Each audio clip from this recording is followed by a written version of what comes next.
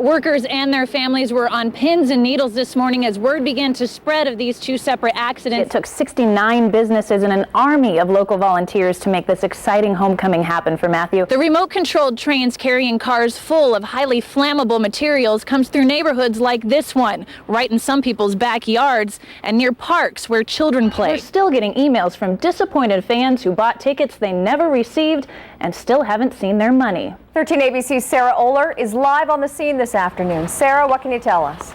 Well, Susan, this is a situation that could have been much worse. Right now, we only have one injury and no hazardous materials situation. We're standing in front of one of a few cars that derailed when two Norfolk Southern trains collided head on. Now, if you'll look this way, you can see the two engines that ran into each other.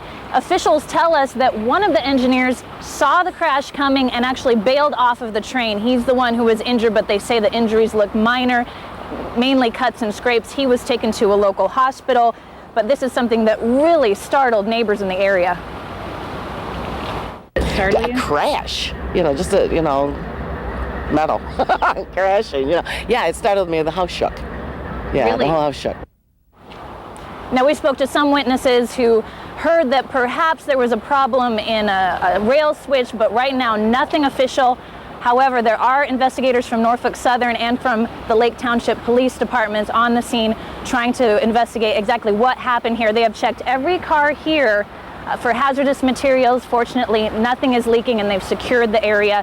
So at this time, there's no hazardous materials risk, just several crossings that are blocked, including Main Street in Millbury, that could cause some problems as people are getting out of work. So be aware that there are a few crossings that are blocked because of the crash. However, they've already begun cleanup and it should be getting underway here shortly. Reporting live in Millbury, Sarah Oler, 13 ABC Action News. IT reporter Sarah Oler has been digging through records and city employees' backgrounds. Sarah joins us now with the results of a 4-month investigation into this issue. That's right, Bill. We've been going through dozens of records, and most of us don't know the backgrounds of employees who are working right on our streets, even near your children. We set out to find out just how safe city drivers are and got some surprising answers. And I actually called on the Department of Water one time because the truck was going so fast it made my car shake. Leslie Gray is the parent of an elementary student. She says she recently filed a complaint on a City of Toledo driver after watching him race through her child's school zone. He said, well, ma'am, what color was the truck? I said it was blue. He was like, well, that would have been our water department. I said, well, then I would think he would have known to slow down in the school zones. We were unable to verify this particular claim, but we did look into the background of all city employees who drive or ride along in Toledo-owned vehicles. Here's just some of what we found. 6 DUI convictions among watermen and service repair employees, 3 reckless driving convictions, and 4 instances of driving with a revoked license. Among heavy equipment operators, we found 4 DUIs and 4 reckless driving convictions, and another 6 DUIs turned up among sewer maintenance workers. Those kind of drivers should be pulled off the road, that's my opinion, yeah. With DUIs, they shouldn't be working in the city. But the longest rap sheet we found was in the Division of Solid Waste. Kevin Rivers, a refuse truck driver, has a criminal report including 40 traffic convictions and 4 felony convictions. Among them, carrying a concealed weapon and possession of crack cocaine. We asked the division's commissioner if they check for these types of things when they hire their employees. They go through a pre-employment check, which consists of a background check, and we also check to make sure that they have a valid license, driver's license. We showed him what we found on our own background check. But what we found on his record is at least 2 felonies, 9 misdemeanors, and a lot of those were behind the wheel. And we wondered if that was a concern to you, if he's still driving for the department. That will be a concern to us. We will look into that.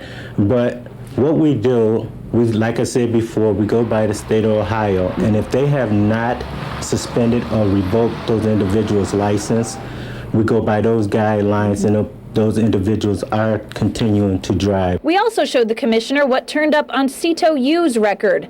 This refuse collector was sentenced in 2000 for public indecency. He also was convicted for corruption of a minor in 1986, a felony. We wanted to know if this bothered city taxpayers. Being on the street, yes.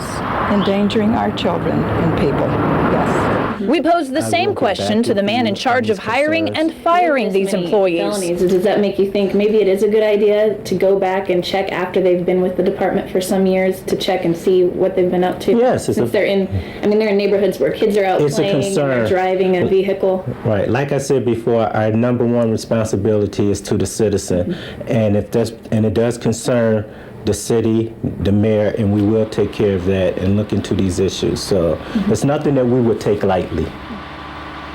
We gave the employees we featured in this story an opportunity to comment, but they declined an interview. Our investigations already caused the city to take a second look at its policies.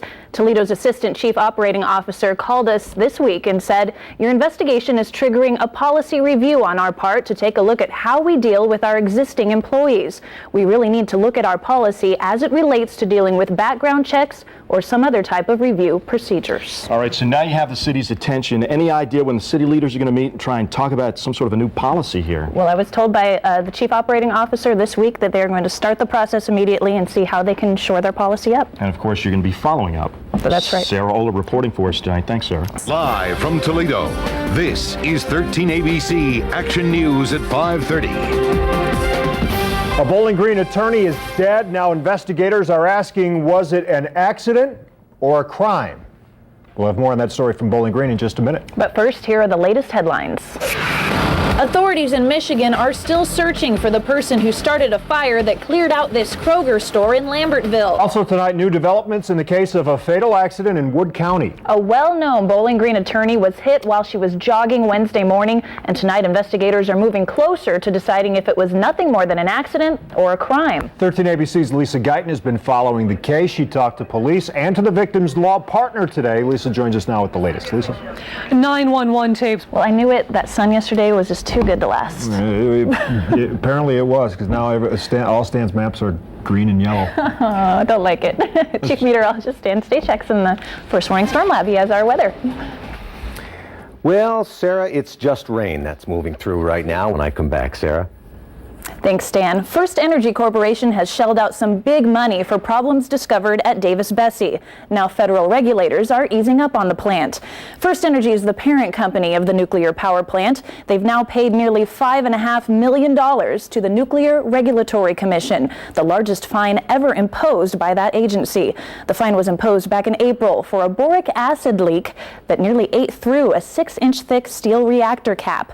The NRC says since the plant restarted in 2004, it has operated safely.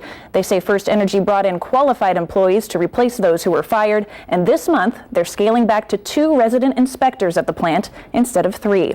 And First Energy is looking to hang on to Davis-Besse. They plan to submit a 20-year license extension application for the facility in 2008. Rob? For January, maybe. For January, yeah. Hey, Valentine's Day just about 1 month away. Write that down. That's important. Right. 1 month, 1 month and 1 day. It's it's time to start eating those little conversation candy hearts. It's a tradition, and Necco, a candy maker based in Massachusetts, is very busy making the classic Valentine treat. You'll see 10 new sayings this year. I know you can't wait, Rob. And they all include the word home, like home run, homesick, and call home. Nothing says Valentine's Day like sick. Oh. Necco's using the home theme, of course, because they're going to donate $10,000 to Habitat for Humanity for Valentine's Day. And that's a very good idea. There you go, it is. Basketball Friday ready to come your way once again. We'll take you live to Libby High School coming up in sports.